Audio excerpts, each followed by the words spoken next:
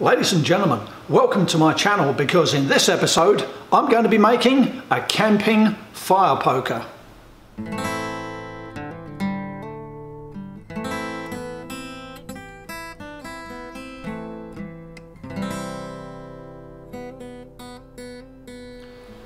So okay ladies and gentlemen, in this episode I'm going to make a camping fire poker. You might be thinking, well, how does that differ from any other type of fire poker?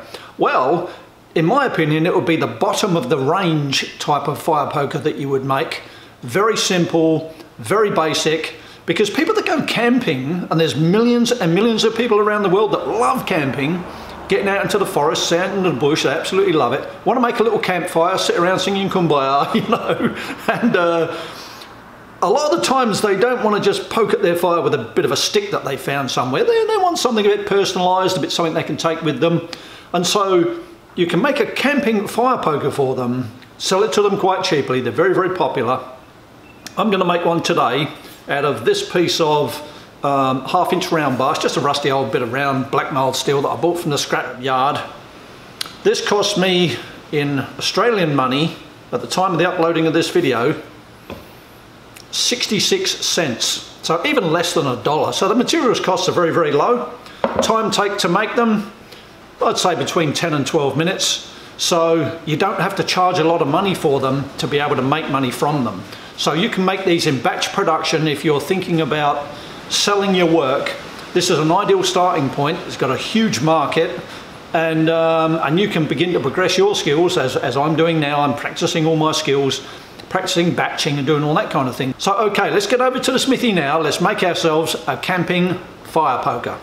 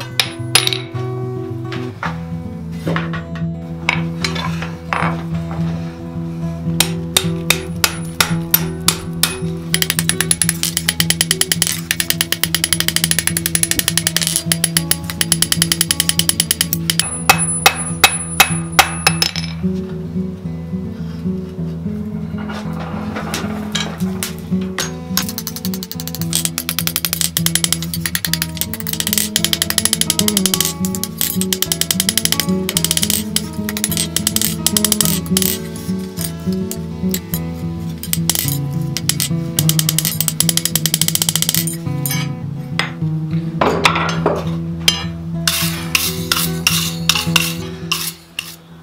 ladies and gentlemen, there we are, that's that forging complete. What I've made is my camping fire poker, and that's how I refer to it, because these are a very simple forging, fast forging. That's what makes them cheap if you want to think about selling them. Or it's a good little project, you know, if you just want to make something for family or friends and they go camping, you can just give it to them. It doesn't take too long, hardly any material. What I've done on this end, I've tapered it, a long square taper, and I've put an open eye on it, so that if you're out in the bush and you've got a little fire and you're in there, you're under some trees or something, there's a little stub sticking out, you can just, you know, pop him on there like that. And on the other end, it just has one of those things like I have for a fire manager for my charcoal forge. It's just that shape, whatever you call that. These are great for if you want to push things like that. You can put it behind a log and pull it like that. You can chop up little bits and push them around and do all sorts of things.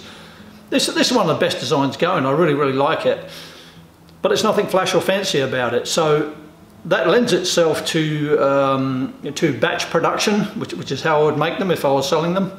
Now on this one, I've put a linseed oil finish. I've put a little bit of beeswax over the top of that. That's because I'm going to give it to someone, so I want to jazz it up a little bit, you know. But under normal circumstances, I wouldn't do that. This would go out rough, rustic, and rusty. And that's how you can make them cheap. That's what attracts people toward buying them, because it's just pocket change for those people. It just at the point where they don't want to make it themselves because it's too inconvenient, but they'll buy it because then it won't matter if it's cheap. It won't matter if they lose them. I'll be surprised at how many of these have been left behind in the bush, hanging on a tree like that, you know, next to a few ashes on the ground or something. So there you are, ladies and gentlemen. I hope you like watching the making of that little project, and perhaps you might think about making one yourself. So until we make our next video, thanks very much for watching this one. See you later.